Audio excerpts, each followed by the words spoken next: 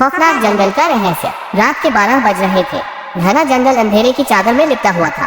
विशालकाय पेड़ों के बीच से चांद की हल्की रोशनी छान कर आ रही थी। उस घने जंगल में गांव के 4 दोस्त राहुल, विक्रम, स्नेहा और पूजा साहसिक यात्रा के लिए आए थे। गांव में एक पुरानी किंवदंती थी कि इस जंगल में रात के समय कोई नहीं जाता। कहा जाता था कि यहाँ कुछ अजीब व गरीब घटनाएं होती हैं। पर दोस्तों ने इसे महज एक कहानी समझकर नजरअंदाज कर दिया और अपनी यात्रा शुरू कर दी। जंगल में घुसते ही उन्हें महसूस हुआ कि वहाँ की हवा में कुछ अलग था। पेड़ों की सरसराहट, दूर से आती झींगुरों की आवाज और कभी कभी सुनाई देने वाली रहस्यमयी फुसफुसाहटें माहौल को और भी डरावना बना रही थी। लेकिन चारों दोस्त हंसते बोलते आगे बढ़ते रहे। थोड़ी दूर चलते ही उन्हें एक पुराना खंडहर हो चुका मंदिर दिखा। मंदिर के पास पहुंचते ही ठंडी हवा का एक तेज झोंका आया और चारों को झटका सा लगा।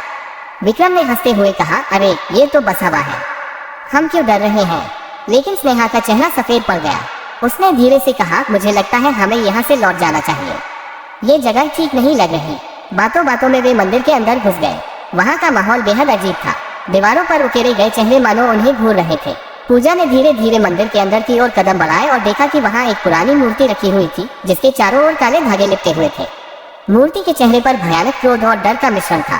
तभी मंदिर के अंदर से हल्की सी हंसी की आवाज आई। किसने हंसी? राहुल ने घबराते हुए पूछा, पर सबने ना में सिर हिलाया। हंसी की आवाज अब तेज होती जा रही थी और उसके साथ एक परछाई दिखाई दी। वो परछाई मानो हवा में तैर रही थी। चारों की सांसें थम गईं। विक्रम ने हिम्मत जुटाकर आगे बढ़ने की कोशिश की, तभी वो परछाई उसके पास आ गई। विक्रम के चेहरे का रंग उड़ गया।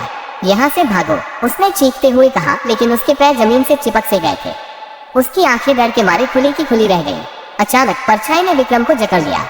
उसकी आंखों से खून की बूंदें टपकने लगी और वो चीखता हुआ जमीन पर गिर पड़ा। राहुल, स्नेहा और पूजा ने तुरंत वहां से भागने की कोशिश की, लेकिन जैसे ही उन्होंने मंदिर से बाहर कदम रखा, दरवाजे अपने आप बंद हो गए। स्नेहा ने चिल्लाते हुए दरवाजा खोलने की कोशिश की, लेकिन वो हिल भी नहीं रहा था। मंदिर के अंदर अब सब कुछ खामोश हो गया था। सिर्फ विक्रम की धुंधली चीखें गूंज रही थी। तभी एक ठंडी आवाज आई, जो भी यहाँ आता है वो कभी वापस नहीं जाता। तुम लोग भी नहीं जाओगे। पूजा ने रोते हुए कहा, हमें माफ कर दो, हम सिर्फ यहाँ गलती से आए हैं। लेकिन वो आवाज अब हंसी में बदल गई। चारों ओर से आती उस हंसी में ऐसा दर्द और खौफ था जिसे सुनकर किसी की भी रूह कांप उठे।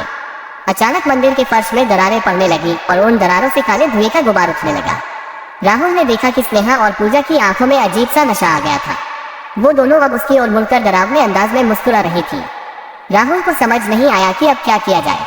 उसने भगवान का नाम लिया और भागने की कोशिश की, लेकिन कुछ अदृश्य हाथों ने उसे जकड़ लिया। उसकी आंखों के सामने अंधेरा छा गया। अगली सुबह गांव वालों ने सुना कि जंगल से दिल दहला देने वाली चीखें आ रही थी, लेकिन किसी की हिम्मत नहीं हुई कि वहां जाकर देखे। उन चारों दोस्तों का कभी कोई पता नहीं चला। कहते हैं कि उस खंडहर मंदिर में आज भी उनकी आत्माएं भटकती हैं, उन लोगों की तलाश में जो उनकी तरह ही अज्ञानता में उस जंगल में घुस आए। और वो जंगल अब भी अपनी खौफनाक कहानियों के साथ खामोशी में डूबा हुआ है, किसी नए शिकार का इंतजार करता हुआ।